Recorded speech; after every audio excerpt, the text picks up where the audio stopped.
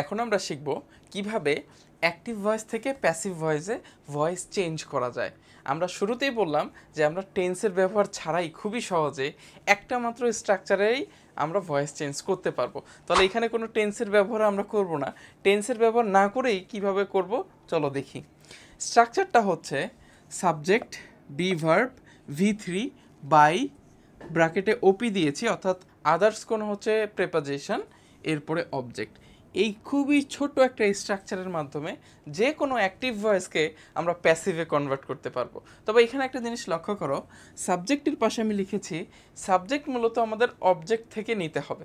অর্থাৎ active voice এমন কোনো সেন্টেন্সে যেই অবজেক্ট থাকবে তাকে আমাদেরকে সাবজেক্ট বানিয়ে ফেলতে হবে, আবার অবজেক্টের ঘরে সাবজেক্টকে আমরা অবজেক্টে কনভার্ট করব, অর্থাৎ অবজেক্টকে আমরা এই জায়গায় যে বসাবো সেটা সাবজেক্ট হয়ে যাবে অবজেক্ট, অবজেক্ট হয়ে যাবে সাবজেক্ট। তো এইভাবে কমপ্লিসিটি তৈরি করার কোনো কারণ নেই, যখন আমরা এক্সাম্পল দেখব তখন খুবই সহজে বুঝবা।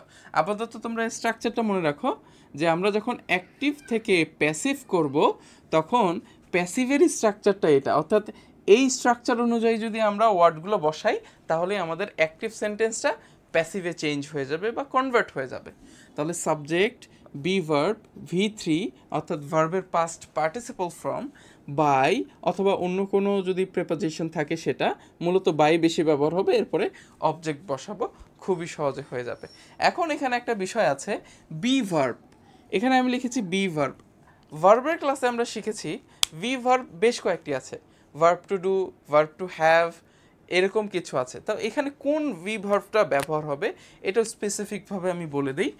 এই জন্য আমাদেরকে অ্যাক্টিভ ভয়েসে দেখতে হবে কি ভার্ব ব্যবহার হয়েছে, অর্থাৎ অ্যাক্টিভ সেন্টেন্সের মধ্যে ভার্বটা যদি বেস ফর্ম হয়, V1 হয়, সেই ক্ষেত্রে বি ভার্ব হিসেবে আমরা এম অথবা ইজ অথবা আর, যখন যেটা লাগবে সেটি ব্যবহার করব।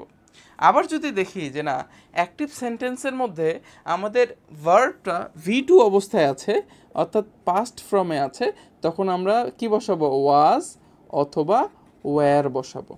তাহলে যে বি ভার্ব হিসেবে am is are was were বসবে, কখন বসবে, যখন মেইন অ্যাক্টিভ সেন্টেন্সে V1 ফর্মে থাকবে তখন এরা বসবে, V2 ফর্মে থাকলে এরা বসবে।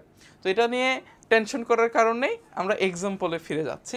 দেখো আমি লিখলাম শি কালেক্টেড দ্য রোজ। এই সেন্টেন্স দেখে তোমরা বলো তো এটা অ্যাক্টিভ নাকি প্যাসিভ? হ্যাঁ, তোমরা ধরতে পেরেছো এটা অ্যাক্টিভ। কেন অ্যাক্টিভ? কারণ এই সেন্টেন্সে am is are was were কেউ নেই, তারপরে V3 থাকার কোনো প্রশ্নই আসে না। আমরা খুবই সহজে আগের ক্লাসে দেখেছিলাম যে কিভাবে একটা সেন্টেন্স দেখে আমরা অ্যাক্টিভ অথবা প্যাসিভ আলাদা করতে পারি। প্যাসিভ চিনার জন্য এম ইজ আর ওয়াজ ওয়্যারের পরে V3 থাকতে হবে। এখানে যেহেতু am is are was were কেউ নেই, তার মানে এটা অবশ্যই অ্যাক্টিভে আছে।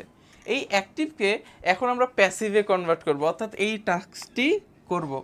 এটার জন্য কি ফলো করতে হবে, আমাদেরকে এই স্ট্রাকচারটা মেনটেন করে চলতে হবে। Subject, be verb, V3 by এরপরে অবজেক্ট, এভাবে সাজাবো। তাহলে আমরা এটা ধরো অ্যাক্টিভে আছে, এটাকে এখন আমরা প্যাসিভ করব। প্যাসিভ করতে হলে প্রথম কাজ হবে সাবজেক্ট বসাতে হবে। দেখো সাবজেক্ট, এখন আমরা পাশে লিখেও দিয়েছি যে সাবজেক্ট কোথা থেকে নিব, অবজেক্ট থেকে নিতে হবে, অর্থাৎ অবজেক্ট সাবজেক্ট হয়ে যাবে।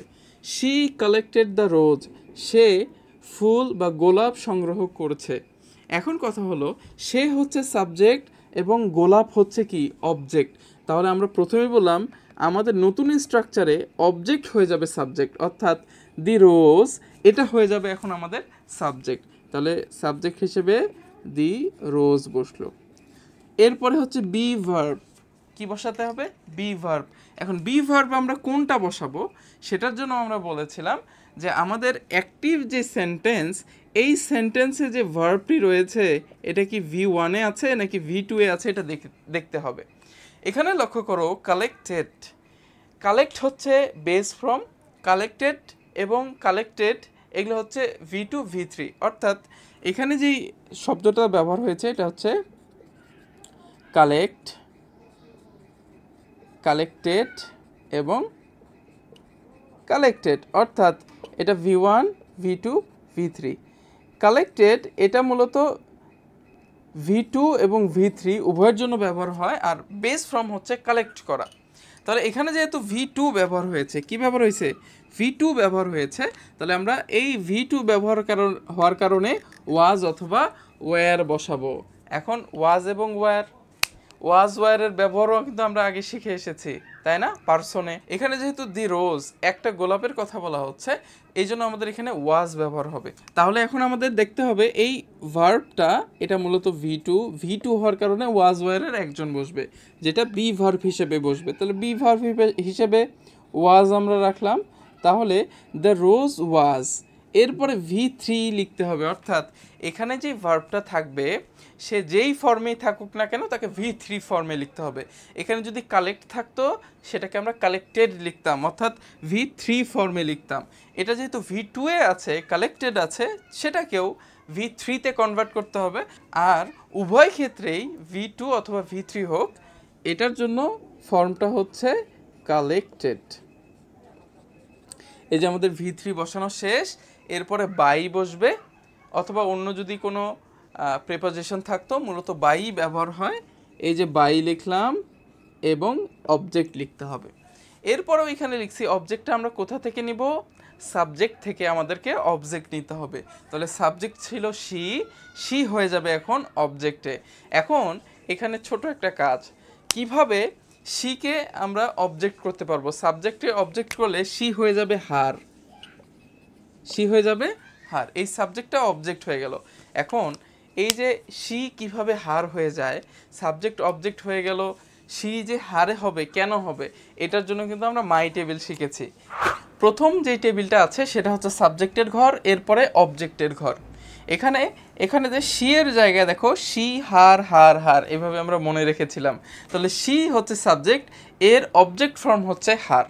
তাহলে ওই ভিডিওটা যারা দেখোনি তাদের জন্য আমি যে উপরে লিঙ্ক দিয়ে দিচ্ছি, লিঙ্কে ক্লিক করে ওই ক্লাসটিও করো। ওই টেবিলটা খুবই গুরুত্বপূর্ণ, এটা তোমরা দেখেই আসছো, আমরা শুরু থেকেই দেখতেছি টেবিলটার ব্যবহার কত গুরুত্বপূর্ণ।